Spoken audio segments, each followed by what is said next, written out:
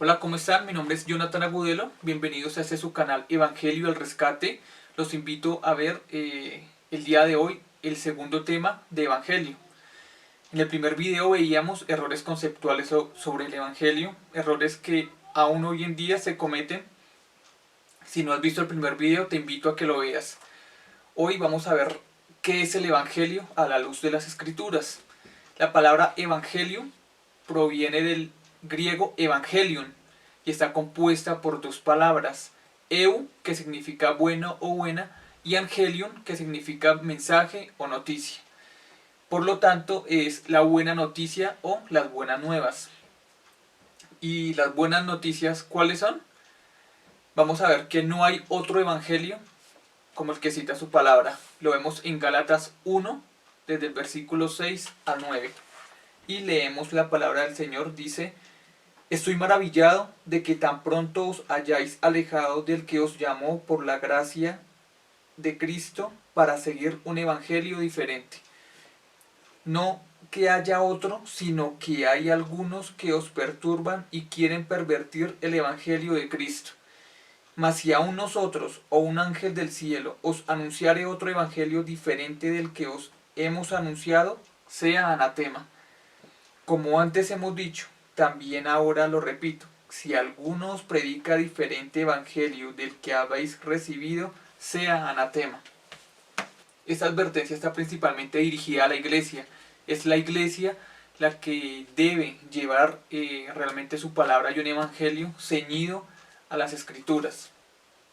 Un ministerio no se mide por tener cosas o grandes multitudes o por tener un megatemplo, no. Un ministerio se mide porque se ciñe a las escrituras, porque lleva el evangelio realmente como es. Y indica acá que y quien predique otra cosa, que caiga bajo maldición. Y por eso por eso no debemos tener tolerancia en cuanto a personas que corrompen el evangelio, ¿sí? Que lo acomodan a su convenio. Entonces, no debemos tener tolerancia en cuanto a esto, porque por eso mismo somos engañados, son muchas personas engañados. Por eso la importancia de nosotros mismos estudiar las escrituras, de verificar qué es lo que nos estén predicando, verificar que sea así, hacer como los que hacían en Berea, ¿no? De que aún los apóstoles predicando, pero ellos examinaban las escrituras y corroboraban que lo que les decían era lo que estaba en su palabra. Así debemos hacer para no dejarnos engañar por cientos de personas que hoy en día son muchos los que distorsionan el evangelio y su palabra para obtener beneficio. Y por eso el cristianismo es llevado erróneamente y se tiene un concepto muy pésimo en cuanto a esto. El verdadero evangelio es algo muy lindo, es algo muy bonito y solamente hay un evangelio. Los invito a que estudiemos más las escrituras. Dice Romanos 1, desde el versículo 1 al 4. Vamos a estudiar versículo por versículo y vamos a ver a la luz de las escrituras a qué se refiere con lo que está indicándonos aquí el apóstol Pablo. Dice el versículo 1. Pablo, siervo de Jesucristo, llamado a ser apóstol, apartado para el evangelio de Dios. En la raíz griega significa esclavo de Jesucristo, esclavo voluntario al Señor Jesús. Nosotros o somos esclavos al Señor Jesús o somos esclavos al pecado. Solamente hay estos dos caminos. Él es el rey en acto y rey en potencia. El evangelio es selectivo y lo vemos en su palabra.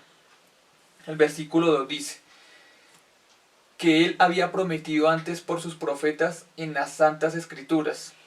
Cumplimiento de las escrituras. El evangelio es el cumplimiento del Antiguo Testamento. Claramente vemos que en todo el Nuevo Testamento citan muchos versículos del Antiguo Testamento.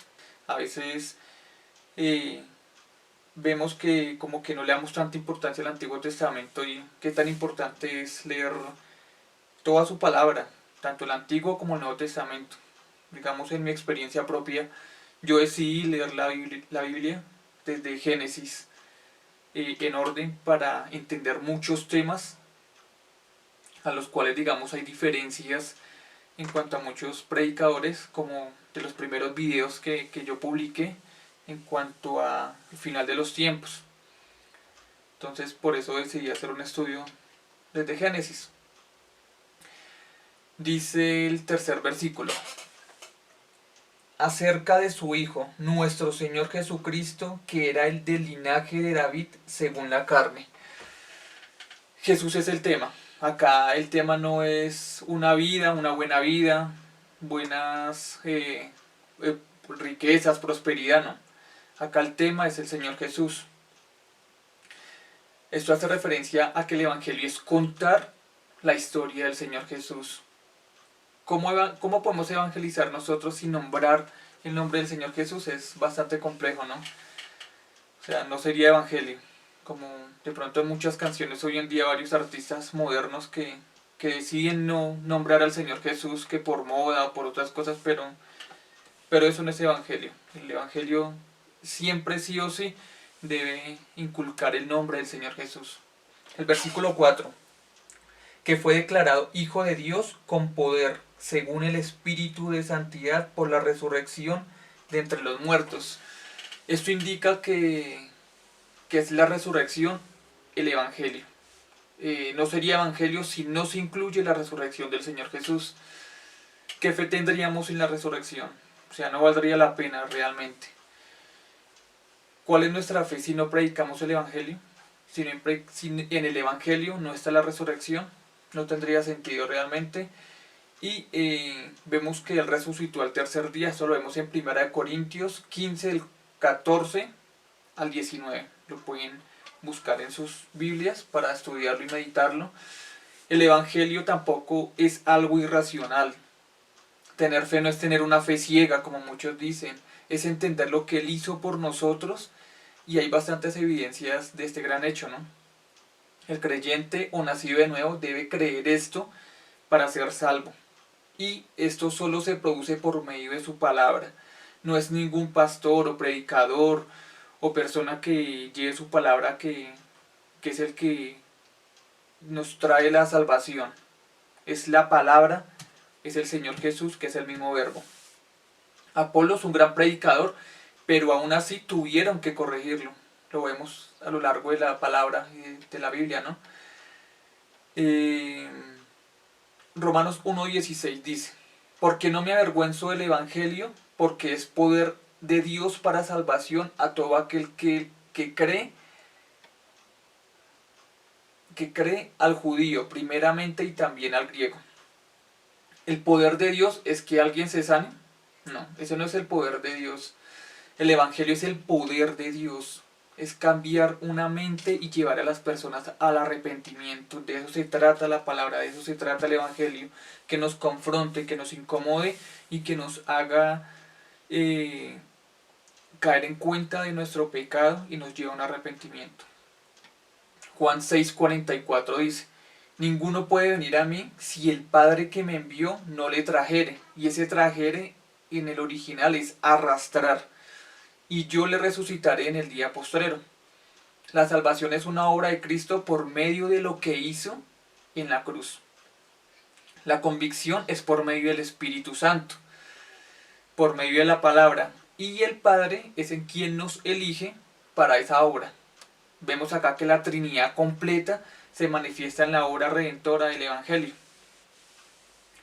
Juan 1:12 dice: mas a todos los que recibieron, a los que creen en su nombre, les dio potestad para ser hechos hijos de Dios. Y Romanos 10:17 dice: así que la fe es por el oír, y el oír por la palabra de Dios.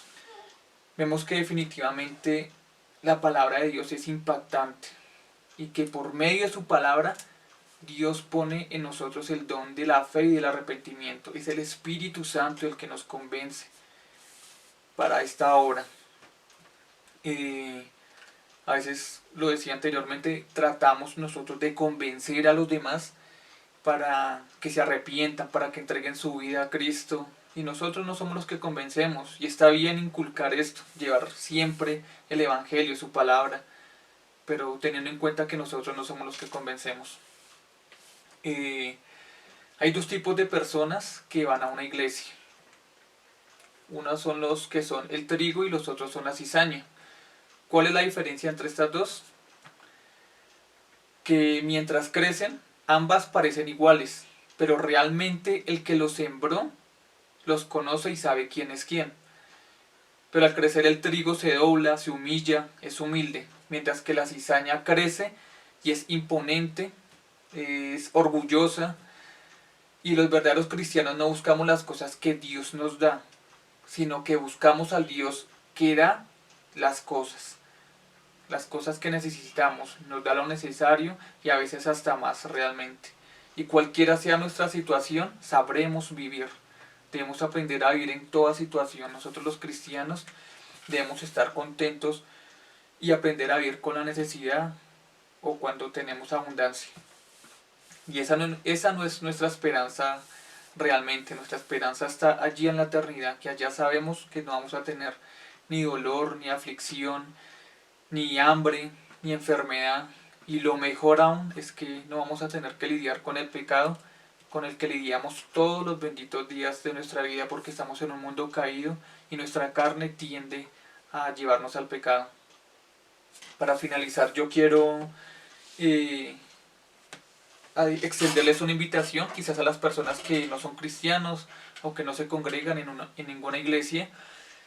Yo quiero invitarlos a ustedes a que de pronto, si esta palabra ha llegado a sus vidas, que estén allí en sus casas y que le pidan a Dios que ponga en ustedes ese don de la fe y el arrepentimiento, que realmente vemos que es por su palabra que Él nos lleva a la salvación. No hay ningún otro camino. Jesucristo es el camino, la verdad y la vida.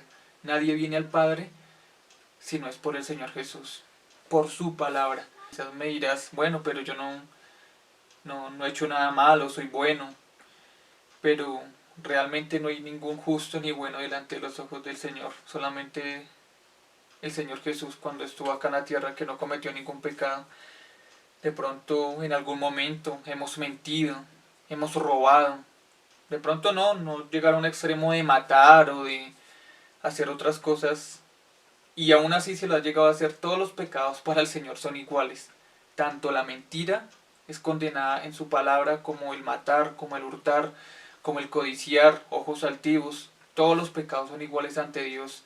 Nosotros escogemos el pecado, Dios escoge las consecuencias.